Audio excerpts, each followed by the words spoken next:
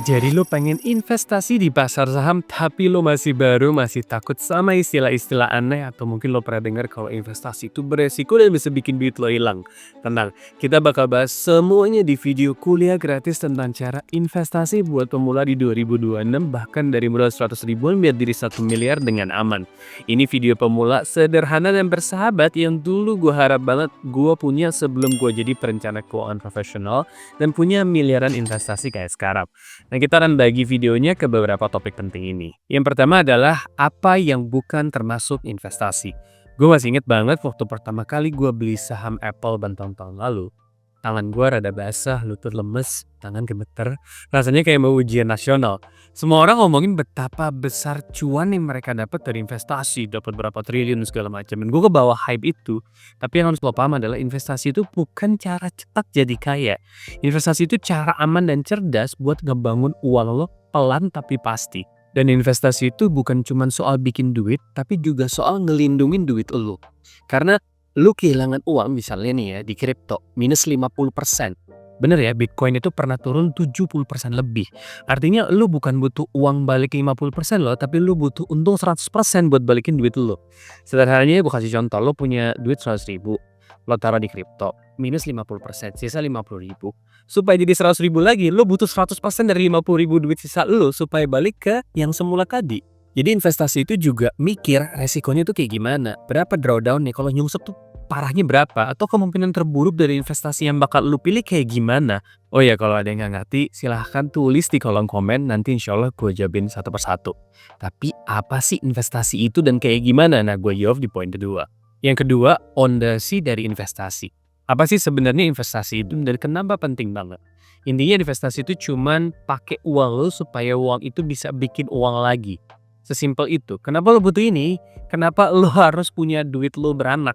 Alasan pertama adalah inflasi. Inflasi itu bikin nilai uang lo turun pelan-pelan. Harga barang naik, tapi uang yang nganggur di rekening bank biasa lo yang diem aja ya. Jadi kalau misalnya nih lo punya 1 juta rupiah di rekening, beberapa tahun ke depan nilai belinya mungkin tinggal setelah 800 ribu. Diam itu kelihatannya aman, tapi sebenarnya itu cara pelan-pelan bikin uang lo tuh hilang. Kenapa harga makanan bakso itu naik terus? Karena bukan baksonya jadi lebih mahal, tapi nilai uangnya kami yang melemah. Baksonya sama, tapi uangnya melemah. Nggak cukup lagi beli dengan uang yang sama, harus ditambah. Alasan kedua, kenapa lo harus investasi adalah karena ini cara paling gampang buat jadi kaya dan bangun kekayaan. Kita hidup di ekonomi yang ngasih hadiah jauh lebih besar buat orang yang punya aset. Aset itu contohnya rumah yang disewakan, saham, bisnis jauh lebih menguntungkan dibanding cuma ngandelin gaji doang. Kalau lo pikir-pikir orang yang beli rumah 20 tahun lalu, mungkin sekarang nilai rumahnya dia itu udah 2 kali lipat lebih besar dari pertama kali dia beli. Orang investasi di pasar saham dengan benar rata-rata dapat pertumbuhan 8-10% per tahun. Tapi gaji naiknya biasanya nggak secepat itu, bahkan sering kalah dari inflasi. Makanya kalau lo pengen berhenti ngerasa kayak lo selalu ketinggalan di hidup, di lingkaran ya isinya cuma kerja-kerja terus atau kerja belanja, ulang lagi. Lo harus ngerti cara mainnya dan mulai manfaatin ini buat keuntungan lo. Lo harus mulai investasi. By the way, di video ini kita bakal bahas cara investasi buat pemula juga ya. Tapi kalau lo bener-bener mau serius dan pengen uang lo mulai kerja buat lo, gue buka sesi konsultasi one on one, bisa dicek di website di bawah atau hubungin admin di WhatsApp supaya solusinya bisa personal. Tapi kalau lo mau gratis, kita lanjut tentang gimana cara kerja pasar saham di poin berikutnya. Yang ketiga, cara kerja pasar saham. Oke, gimana sih sebenarnya pasar saham itu bekerja? Soalnya itu hal yang semua orang pernah dengar, tapi sedikit banget yang benar-benar ngerti. Jadi gini, ketika lo beli satu lembar saham, sebenarnya lo lagi beli sekopong kecil dari sebuah perusahaan. Kalau lo beli satu saham Netflix misalnya, artinya lo punya sedikit banget bagian dari Netflix. Yang kata lain, lo kayak bilang, gue percaya perusahaan ini bakal terus bikin produk keren, terus bertumbuh, dan gue mau ikut dapat untung dari pertumbuhan itu. Begitu sebuah perusahaan memutuskan buat jual saham ke publik, lo bisa beli saham itu di pasar saham. Pasar saham itu sebenarnya cuma toko besar, tempat orang jual beli potongan kecil dari ribuan perusahaan. Harganya naik turun tiap hari, tergantung apa yang orang pikir perusahaan itu nilainya berapa. Sekarang ada 2 cara utama buat lo bisa cuan dari pasar saham. Pertama, lo beli sebuah saham, lalu harga saham itu naik. Misalnya lo beli saham Netflix, harga awalnya 11 ribu. Terus beberapa tahun kemudian harganya naik jadi 150 ribu. Lo jual dan lo untung. Simple kan? Itu disebut capital gain alias keuntungan dari naiknya harga dari modal lo yang pertama kali lo beli. Cara kedua adalah dari dividen. Beberapa perusahaan bagi-bagi keuntungan ke pemegang saham secara berkala. Ada yang per 3 bulan, ada juga yang setahun sekali. Ini kayak perusahaan bilang, thanks ya udah jadi pemilik nih bagian lu. Tapi mungkin sekarang lo mulai mikir, oke ngerti. Tapi gue harus investasi di apa dong? Netflix bisa sih, tapi itu lebih beresiko. Bahkan perusahaan-perusahaan gede pun bisa tiba-tiba meredup, stuck, atau bangkrut. Contoh gampangnya lagi, lo pasti inget masa kejayaan BlackBerry, handphone BlackBerry. Kalau lo beli satu saham BlackBerry seharga $144 tahun 2008, sekarang nilainya tinggal sekitar $4 aja.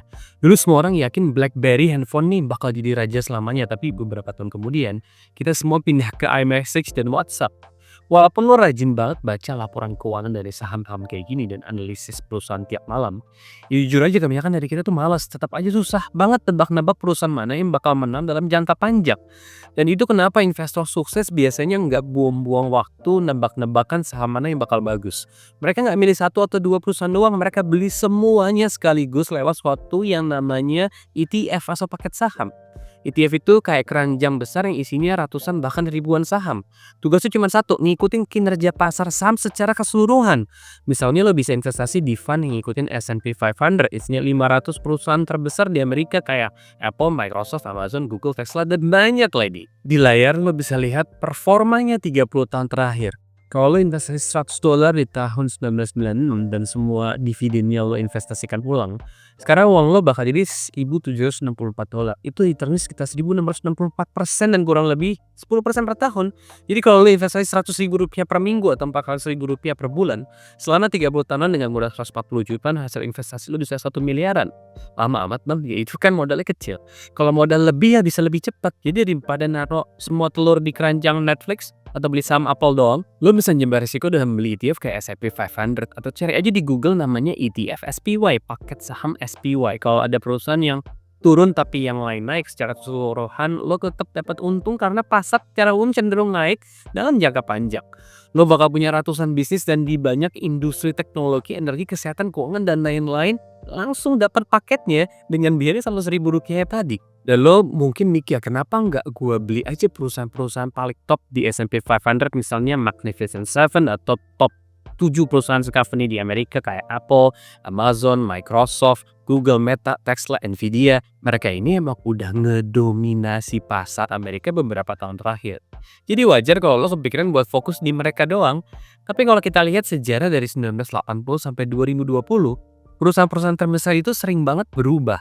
Dulu yang mendominasi General Electric, Walmart, ExxonMobil, jauh beda. Bahkan kalau kita balik lagi ke 1960-an, yang top di Amerika Company itu ada American Express, McDonald, Coca-Cola, Kodak.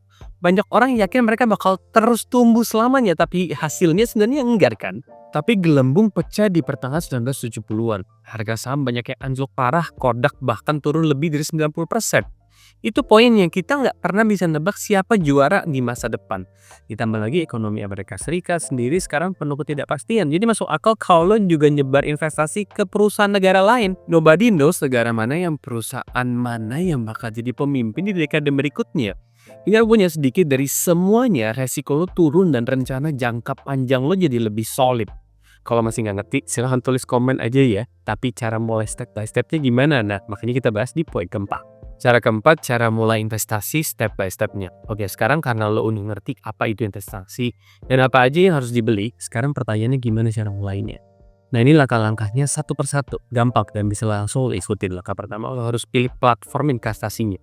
Dimana lo tinggal, platform ini adalah website atau aplikasi tempat lo beli dan ngatur semua investasi lo. Hal paling penting yang harus lo pastiin adalah platformnya itu resmi, terpercaya dan biayanya rendah. Soalnya biaya kecil aja kalau dikumpulin bertahun-tahun bisa makan cuan lo banyak banget.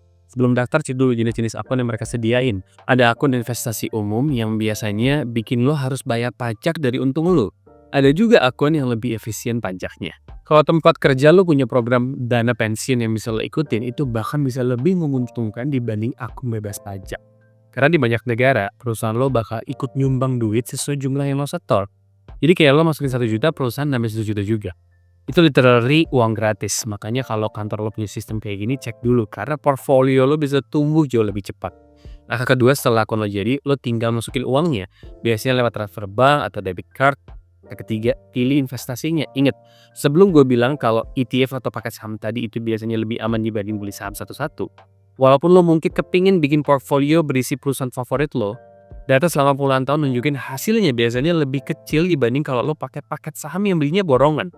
Nggak beli satu-satu saham, jadi mulai aja dulu dari paket saham global yang isinya tersebar ke banyak negara dan banyak industri. Nanti kalau pengetahuan lo makin naik, lo makin pintar, lo bisa mulai bikin portfolio yang lebih diatur dan lebih optimal. Tapi sementara ini ketika lo lagi belajar saham, beli aja paket saham contohnya ETF ACWI. Ini isinya adalah paket saham 2000 perusahaan lebih dari seluruh dunia, kayak Samsung, Alibaba, perusahaan Google di Amerika, perusahaan TokTok di Eropa. Sekali lo beli 100.000, 200.000, itu lo dapat seluruh paket saham top di seluruh dunia. Dan keuntungannya itu bisa sampai 12% lebih per tahun. Jadi untuk di awal beli aja paket sahamnya dulu.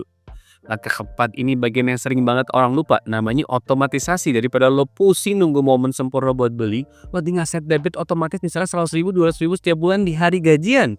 Dengan cara ini lo investasi di saat harga lagi tinggi, juga di saat harga lagi murah.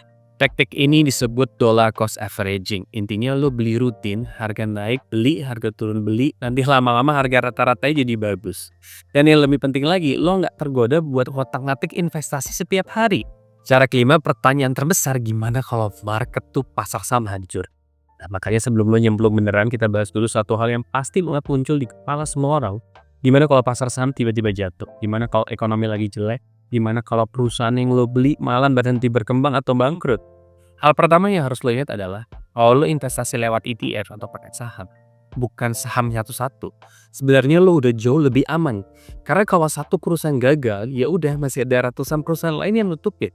Diversifikasi itu kayak punya banyak sumber kekuatan. Jadi kalau satu tumbang, lo masih bisa berdiri. Dan jujur aja musuh terbesar investor itu bukan pasar saham atau berita buruk, tapi diri mereka sendiri. Contohnya gini, misalnya lo nonton berita nih, terus ada orang sok ahli bilang kita bakal crash besar nih.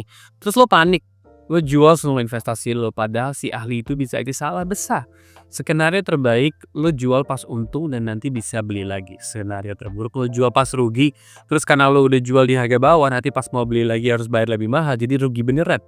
Otomatisasi tadi itu penting banget supaya lo nggak panik jual waktu market turun atau terus nunggu waktu yang paling pas. Padahal waktu itu nggak pernah ada. Jadi kalau selama ini lo pengen investasi tapi bingung mulai dari mana, mudah-mudahan video ini bikin lo lebih pede buat ambil langkah pertama. Tapi kalau kalian butuh tutorial details tentang investasi di paket saham ETF, silahkan nonton video ini. Thanks for watching. Assalamualaikum.